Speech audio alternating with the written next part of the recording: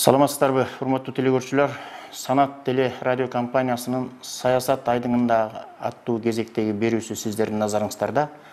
Биздин бүгүнкү көрсөтүүнүн мейманы белгилүү мамлекеттик коомдук ишмер Дордой ассоциациясынын президенти Аскар Маткалович Салымбеков. Аскар аке, биздин бүгүнкү көрсөтүүгө кош келиңиз. Сиз менен жолугушуп бүгүн ушул эфир аркылуу сүйлөшүп аткан биздин кырдаал эки чоң нерсеге туш келип атат. Өзүңүзгө белгилүү biz Kırgızstan Евро-Азиялык биримдикке өттүк. Бажы биримдигин өтүп атабыз. Мына бул сырткы саясат жагынан, ал эми өлкөбүздүн ички турмушунда болсо, саналуу мезгилден кийин алдыбызда чоң саясий кампания бул парламенттик шайлоо турат.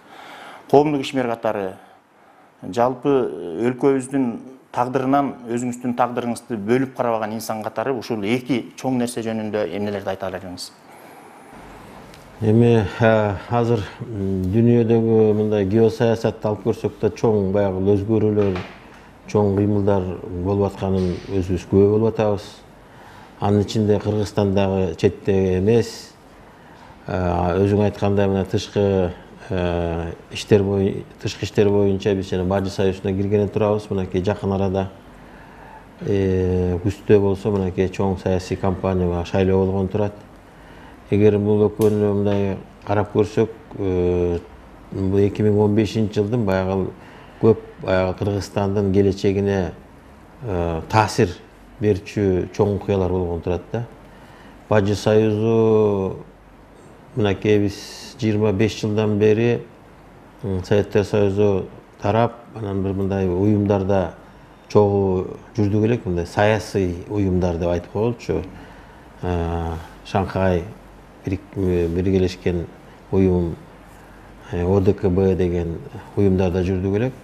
Эми бул жерден азыр экономикалык союз түзүлгөн атат да. Белоруссия, Россия, Казакстан, Армения, Кыргызстан депчи. Мурун Советтер Союзу болуп турганда баардык баягы чарбалык катнаштар, экономикалык катнаштар тыгыз болуп, биздин завод фабрикалардын баары иштеп турган кез эмес беле.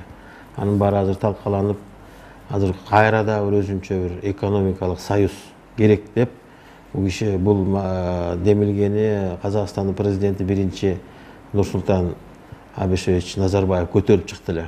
Анын колдоп Путин, Лукашенколор колдоп биринчи 3 мамлекет түзүп, экономикалык союз, Бажы союзун эми баягы дагы ушу таратып, анан башка президенттер мына Назарбаев да өзү айтып атат, бул политический, саясий союз болбош керек деп айтып атат да, баягы экономикалык союз болсун.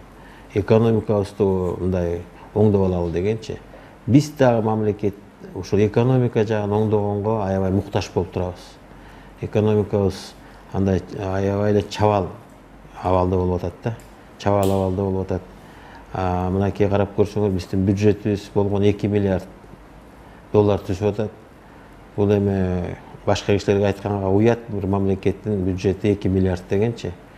Ошон үчүн бизге башка мындай күчтүү мамлекеттердин баягы жардамы менен өзүбүздүн экономикабызды көтөрүп алыш керек деген бир маселени коюлуп атат деп мен эсептеймин. Бул жерде дагы биздин баягы мына президентибиз баш болуп, ушул экономика жагын бир оңдойлу деген маанай менен ушу союзга кирип атабыз деген ойдомун. Бул жерде баягы биринчи ушул экономикалык маселелерди чечип алышыбыз керек. Экинчи маселе болсо, тиги саясий жагы, мынакей биз демократиялык жолдо баратабыз. Парламенттик мамлекет болуп, мына 5 жылдан бери партиялардын жарышы болуп атат. Мына 5 партия азыр парламентте отурат. 5 жылдык срогу мөөнөтү бүтүп, күздө жаңы конституциянын негизинде шайлоолор болгон турат. Бул шайлоо деген эмне? Бул тандоо да, тандоо. Тандоого бир топ партиялар даярданып атышат. Бизде 200 партия бар экен. 200 партиянын баардыгы катыша албайт деп мен эсептеймин. Ар бир эле баягы кээ бир адамдар соодалашканга эле партияны түзүп алгандар, мынакей мен 2 жылдан бери ушул башыңыздан өткөрүп атасыз. Партиялык курулушка катышып, ошол уюштуруу маселелери менен алек болуп, башка партиялардын лидерлери менен баягы сүйлөшүү процесстеринде жүрүп атам.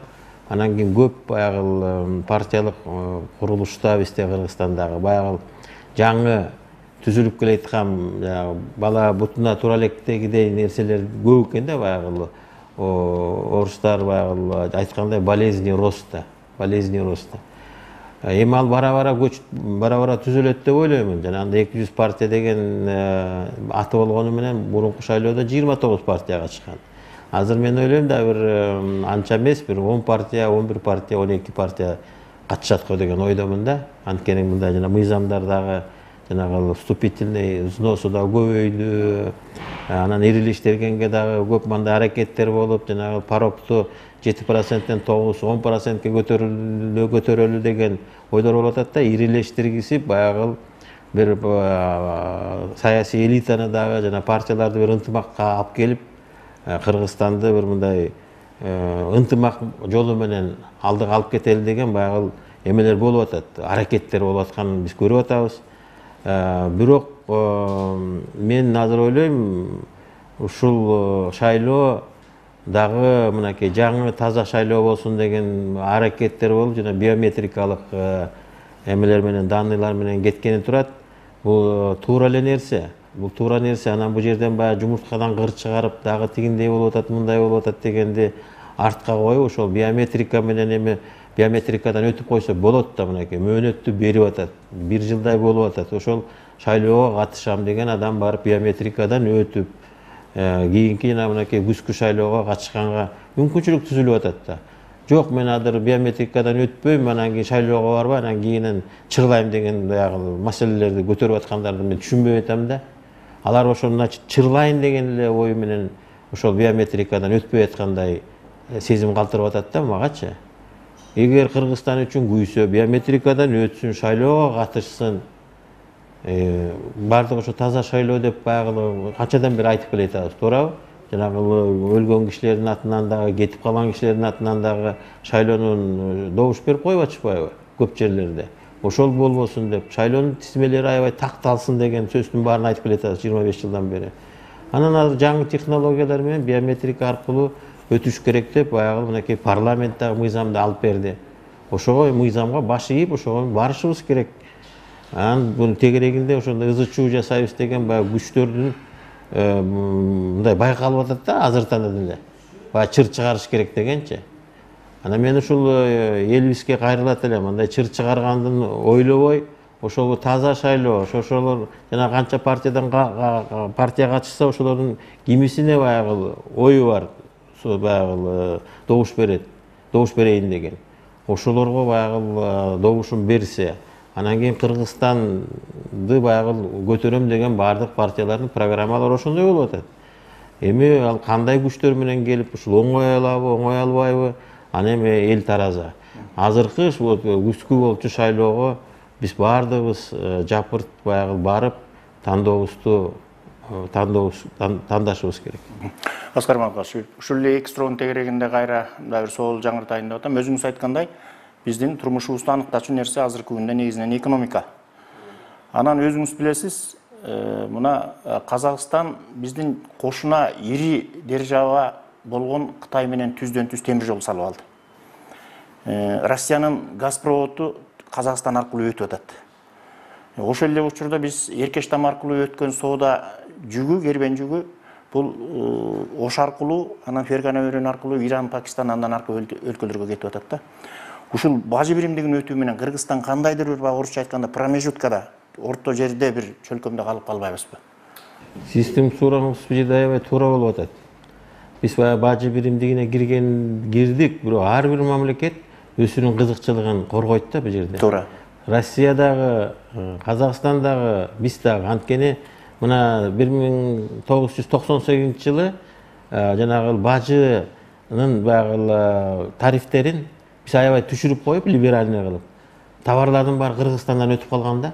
Биз ошондо туура чечилгенде, өкмөт ошондо Муралиев премьер-министр болуп турганда, ушундай чечим болуп калып, анан кийин мына келип бүт Кытайдын башка товарлардын баары Кыргызстан аркылуу өтүп калган. Негизги соода биз аркылуу өтүп атат. Биз аркылуу. Казактар ошондо ыйлап калышканда, эмне үчүн Кыргызстан аркылуу өтүп атат деп. Анткени биз бажы боюнча биздики либеральный жанагы бажы төлөмдөрүчү. Ошондо деле мынакей 4,5 миллиард, 5 миллиард акча ошол биздин Дордой аркылуу, Дордойдун ишкерлери ошол бажынын төлөмдөрүн 4,5 миллиард доллар, долларга жеткиришип. Тигил эме доллар дейм да, тиги сом менен. Бул кумтөргө барабар ошол Дордойго келген бажы төлөмдөрүчү. Бул өзүнчө кумтөр болгон да Дордой. Эми ошондой биз дагы шарт түзүп алышыбыз керек да, башка тигил Казакстанга, Россияга көз карандылуу өзүбүздүн баягы либеральный бир мындай салык маселеси боюнча, эми бажы боюнча эмете албайбыз. Анткени бажы бирдиктүү болуп калбадыбы, бажы төлөмдөрү. Бирок ички салыктарыбызды ишкерлердин баягы жеңилдетишибиз керек да, налогду, салыктарды. Эгер ошондой болсо, кайра эле баягы биз жактан баягы товарлар өтө башташы. Ошондой биз шарт түзүшүбүз керек да. Казакстандан, Россиядан да бизге мындай бир ылдыйраак болуш керек салык төлөмдөрү, патент төлөмдөрү. Сиз байкай алдыңызбы, мамлекет ошондой шартка бара турганбы? Ошондой биз сунуштарды берип атабыз азыр, ишкерлерчи. Азыр өкмөт карап атат. Өкмөт муну карабай эрте чечиш керек. Эгер азыр кечигип калсак, биз анда действительно жанагындай бардыгы тиягындагы бүт товарлардын бардыгы тиги Казакстан, Россия аркылуу өтүп калат да. Биз анда жана торгар, тиркечтамдын баары өчүп, могу жерде канча деген соодагерлер жана соода менен алек болуп аткандардын бардыгы эме боло баштайт да, кризиске катуу учурайт. Ошон үчүн биз жалаң эле мынакей Дордойду айтып атам. Мурекемени биз жанагы финансовый жанагы жактарынан дагы биз бир өзүнчө бир мындай либеральный закондорду кабыл алсак, ушул жерде чоң корпорациялардын баягы эмелери, сделкаларычы, миллиарддаган жерде доллардагы сделкаларды эгер салыгын аябай жеңилдетип койсок, жеңилдетип койгон үчүн Дубай, Гонконг, Сингапур ошолор ошондой офшор сыяктуу эмелерди жасап, мамилелерди жасап, ошондой өнүгүп кетишпедиби? Биз дагы мынакей кичинекей мамлекет болгонубуз менен биякта Индия турат, биякта Кытай турат, тиягында Россия турат Казакстан менен. Ошол жердин ортосунда биз жанагындай Гонконг, Сингапурдай болгондой бир мыйзамдарды кабыл алышыбыз керек. Коркпой. Ошондо анан кийин биз өнүгүү, өсүү болот. Эгер жанагындай тилер менен теңелип алсакчы, анда биздики экономикабыз өчөт. Экинчи жанагы биринчи суроодо сөз кылган маселе боюнча Аскар Маткулович, эл башкарып, журттун маселелерин чечип жүрдүңүз да. Губернатор болдуңуз. Бишкек шаарында мэр болуп иштедиңиз. Мына саясий баталияга аралашкан турасыз партиянын лидери катарындачы. Жана өзүңүз айтып атпайсызбы, ошол партияларды да күчтөп, аларды да бириктирип, жана 200 партия бар экен, ошонун ичинен бир 10 чактысы барат го деп ойлоп атам деп атпайсызбы? Эми ошолордун ичинен ат салышып күчтүүлөр, колунан келгендери, эми асыркы тил менен айтканда акчасы барлары, анан баягы өздөрүн жакшылап үгүт насаат жүргүзгөндөрү барат го деп ойлоп атабыз да. Ушул сиз байкай алдыңызбы, баягы саясий лидер катарычы? Ошо саясий күчтөрдүн башы Кыргызстанда бир мындан да жакшы бирикти дейби? Мында Кыргыздын актуулдары, өзүңүз сыяктуу жигиттер бир баш кошуп сүйлөшкөн учурларыңар барбы? Мен мындай деп жыйынга мындай келип атам да. Мына 2 жылдан бери, 3 жылдан бери азыр мына Эмгек партиясын баягы түптөп элге чыгарып, башка саясий күчтөр менен баягы сүйлөшүүлөр болуп атат да. Жана партиялар менен сүйлөшүүлөр болуп атат. Көбүнчө мына айтып атпайбы, жана бизде 80 президент чыккан билесиңер, 200 партия бар. Биздин Кыргыздын ушул канында эмеси бар экен да, баягы өзүнчө бир мындай амбициялары болот экен да, баягы. Мен баягы жетекчи болсом, мен баягы баатыр болсом, мен хан болсом дегендей бир өзүнчө бир каныбызда бар экен булчу. Мен ойлойм бара-бара көч түзүлөт дегендейчи, көч бара-бара түзүлөт дегендей азыркы этапта бир 10-15 партия чыкканы турат. Анткени бири-бири менен сүйлөшүүлөр болуп келгенде, жок биз өзүбүзчө барабыз, жок биз күчтүүбүз, биз деген бир өзүбүзчө дегендей бир мага таасир калтырып атышты да. Мен дагы өзүмдүн ички дүйнөм ушул лидерлер биригип баардыгы эле Кыргызстанга жакшынакай баягы өнүгүү өсүүнү каалап атышпайбы? Бирок ар биринин өзүнүн жолдору бар. Биригели деп мен баардык көп нерселерге өзүм дагы ушуга барайын деген ой менен барып сүйлөшүп аттым да. Бирок жана менин ойлорумду баягы четке каккандар дагы болуп, өзүбүзчө дегендейлер нерселер баягы өзүнүкүн көздөгөндөр мен баягы түшүнүп калдым да.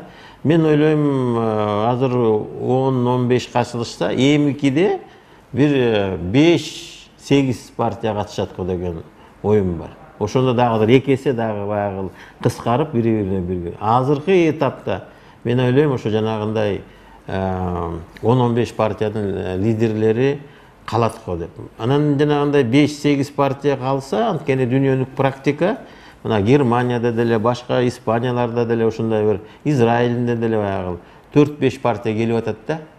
Бир партия көп алып келет, а калгандары баягы 10-15%терден болуп, ушундай парламенттер ушундай нукта түзүлүп атат да. Азыркы мезгилде мына Германияда айталы, Испания берки, Польша мына азыркы Израилде да айтып кетпедимби?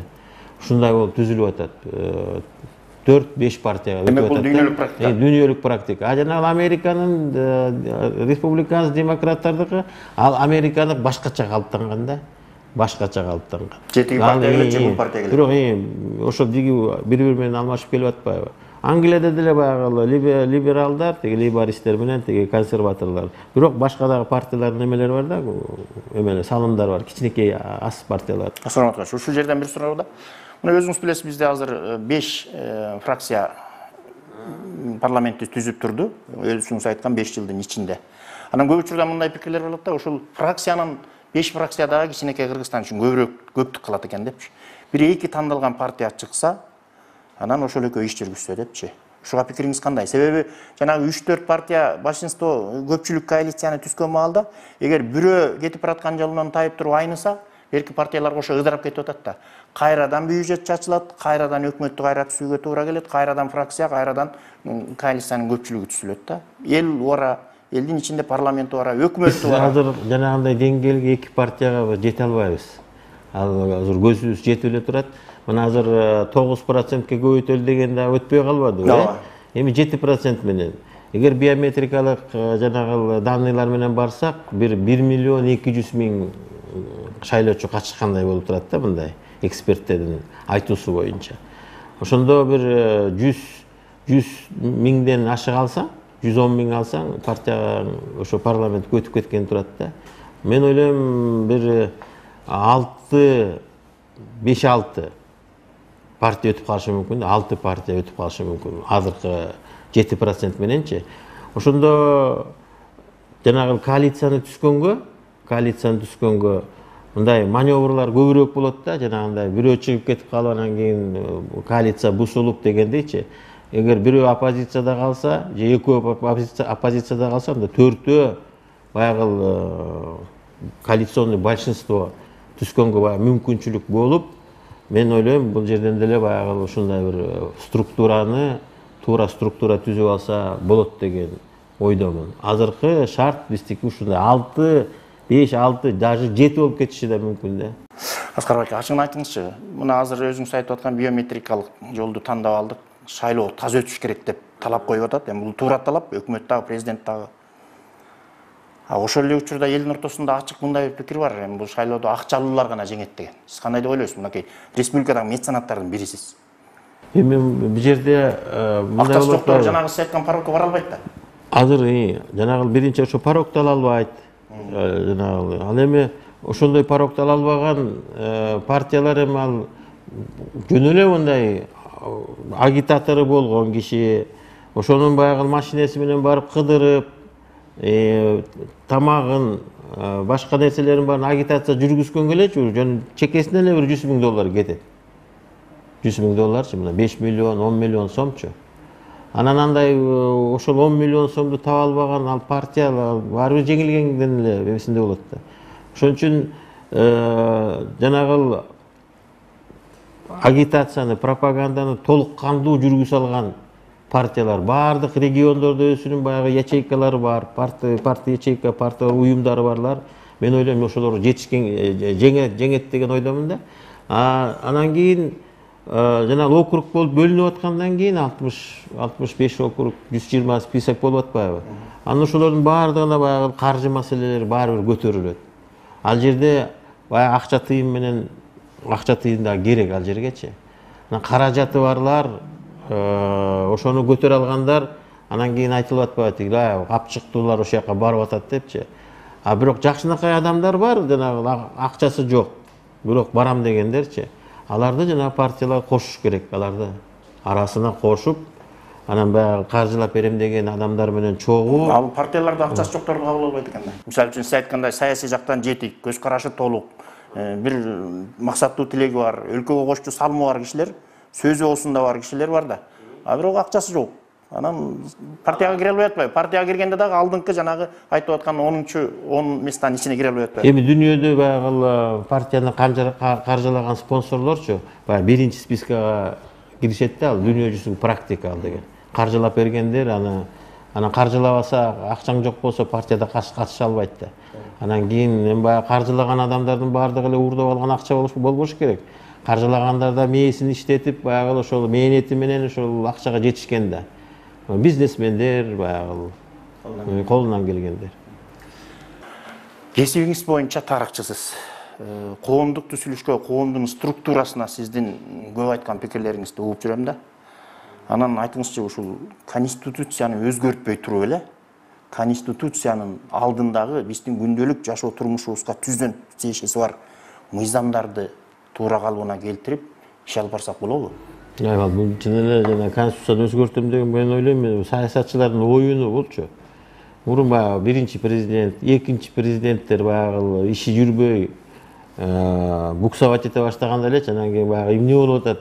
Бул конституция күнөөлүк, конституцияны өзгөртүш керек депчи. Конституцияны коюш керек, тийбеш керек. Муну эле мамлекеттик башкаруунучу нормально эле жүргүзө берсе болот. Баардыгы президенттин да полномочиясы жетет, өкмөтүнүн да полномочиясы жетет, баардыгы жетет, депутатыныкы дагы жетет.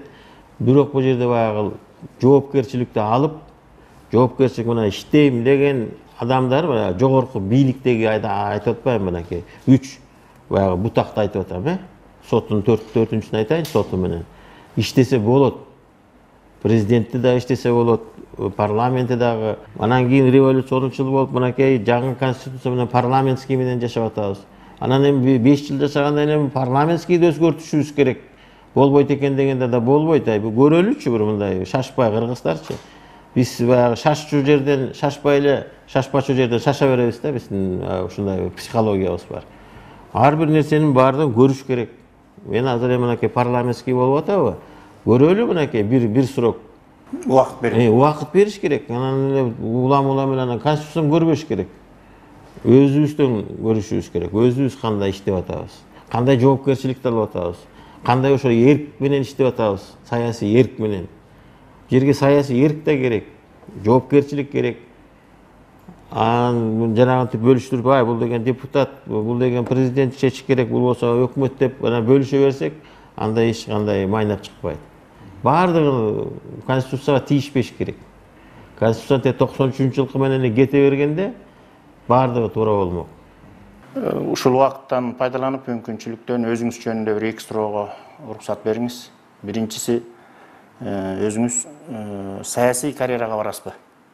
Экинчиси, мына эл арасында эми ар кандай азыр баягы пикирлердин плюрализми деген пайда болуп кетпедиби? Пресса ар кандай жазып атат.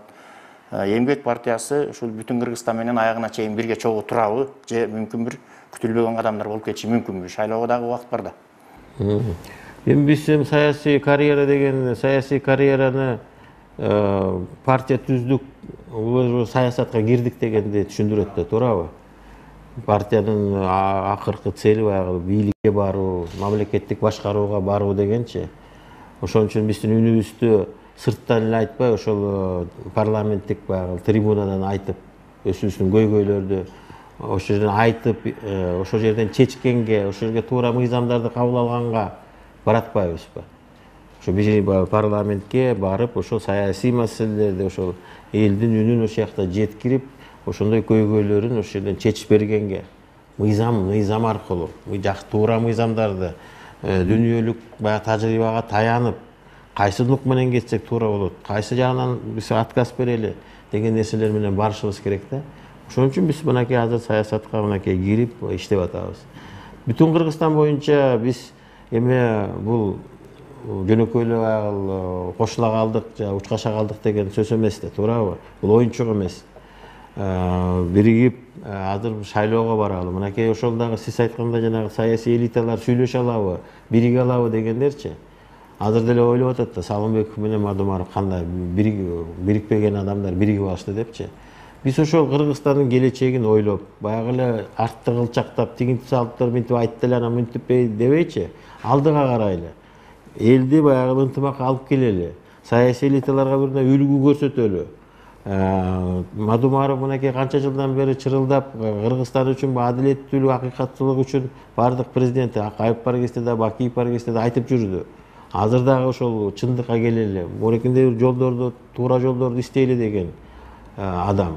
Мен болсо өзүм да прагматичный, экономика жагында иштеп, бири-бирибизди баягы бири-бирибизди мындай толуктай алабыз деп ойлойм да, баягы биз экономикага көп көңүл бурган, мен инсан катары болсом, тиги киши баягы саясатта баягы идеологияга чырылдап, баягы акыйкаттык үчүн күрөшүп жүргөн адам да деп ойлойм. Деп ойлоп, анан кийин баягы биз бириктик. Бири-бирибизди толуктайлы деп. Дагы биз менен чогуу кошулалы, чогуу баралы деген адамдарга дайым эшик ачык. Эшик ачык. Жанагындай амбициясы жок. Амбициясы эмес эми баягы здоровый амбициялар болуш керек баарыбыз. Ошон үчүн биз ынтымак үчүн, Кыргызстандын келечеги үчүн саясий элиталар жанагындай сүйлөшүүлөр менен башын кошуу нерселерди биз мындай үлгү катары алып келип иштеп атабыз. Анан кийин мына шайлоолорго барабыз, чогуу шайлоолорго катышабыз. Кудай буйрса өтүп калсак, мынакей чогуу баягы иштейбиз. Азыр мынакей өзүң айтып кеттиң, жана Конституцияга өзгөртүүлөр киргизиптир.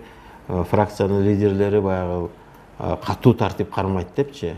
Азыр көрбөдүк мынакей 5 жылдын ичинде фракциялардын ичинен бөлүнүү, жарылуу, группалар бөлүнүп, бири-бирине баш ийбей, депутаттык топтор түзүлүп, депутаттык топтор ошолор түзүлүп, ушундай анан кийин баягы тартип бузулуп калды да. Бузулуп калган мынакей өзгөсүз. Тартип бузулган жерде көп баягы натыйжалуу иш болбойт.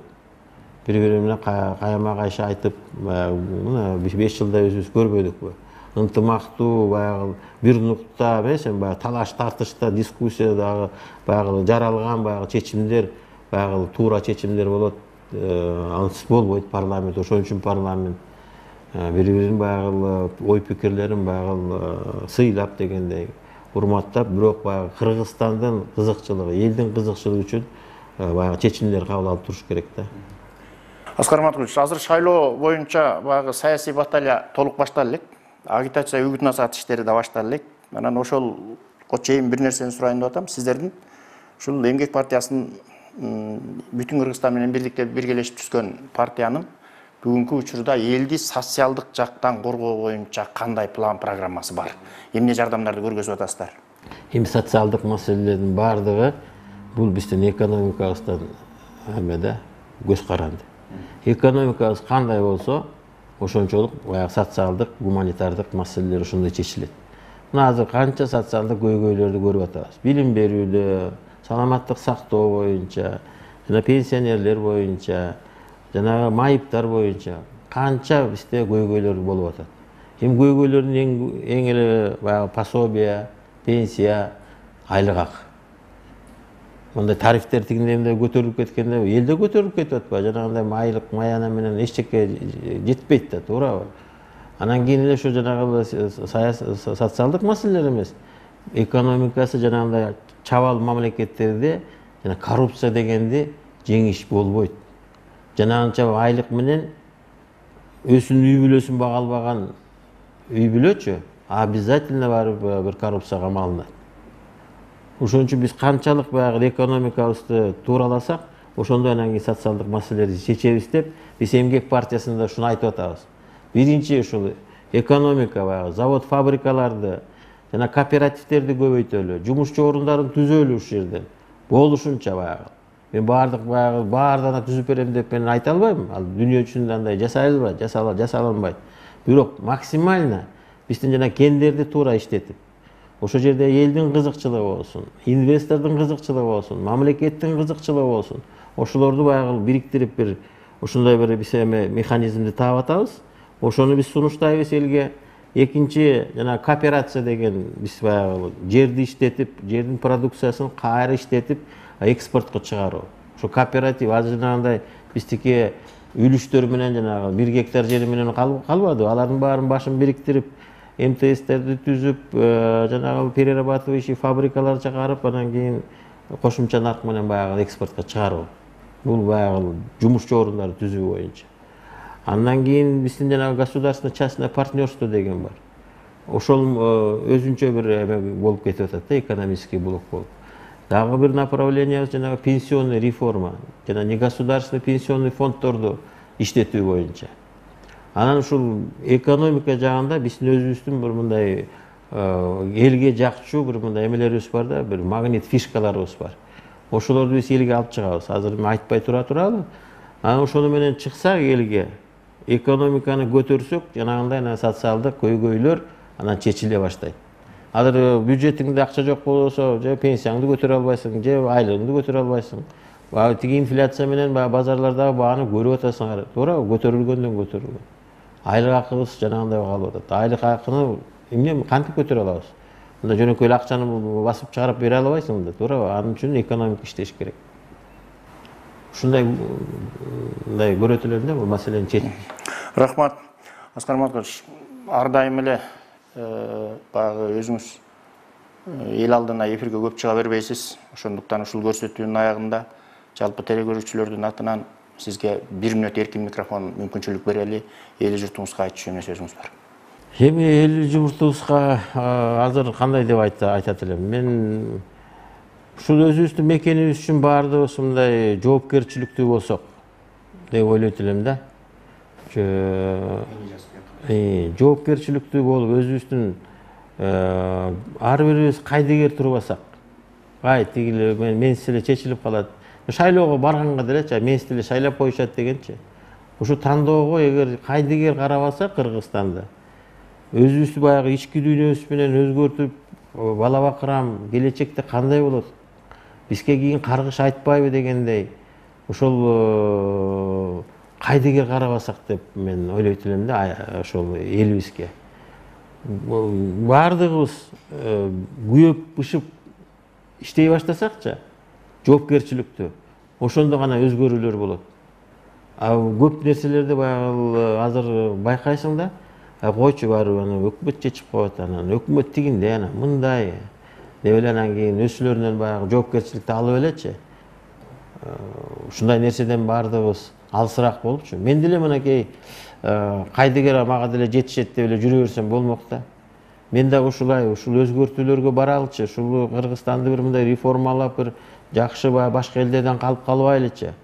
Кийин биздин баягы кийинки муунубуз бизге бир мындай наалат айтпагандай болсунчу деген нерсе менен ушу барып атам да, мен деле жүрө берет элем. Анан кийин ушу көп кишилерди мен байкайм, башкалар да жасап коет, мен жок дегендей.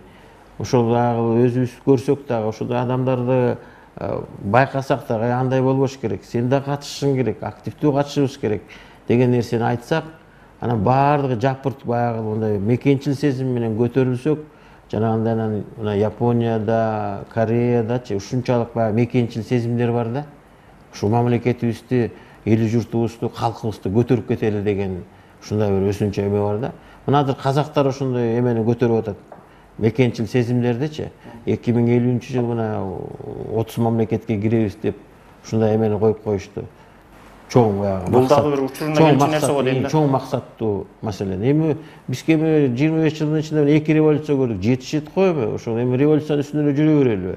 Эми баягы көп эле нерсени көрбөдүкпү? Канда төгүлдү. Эми баягы эсиң барда этегиң жири деп туруп, баягы Кыргызстан үчүн бардыгыбыз иштешибиз керек да. Рахмат. Санат телерадио компаниясынын ушул көрсөтүүсүнө убакыттап, эл журтуңуздун алдында ой пикириңизди беришкениңиз үчүн чоң ыраазычылык билдиребиз. Урматтуу телекөрүүчүлөр, сиздер белгилүү мамлекеттик коомдук ишмер Дордой ассоциациясынын президенти Аскар Маткович Салымбеков менен жолуктуңуздар. Көрсөтүү ушун менен соңуна чыкты. Саламатта болуңуздар.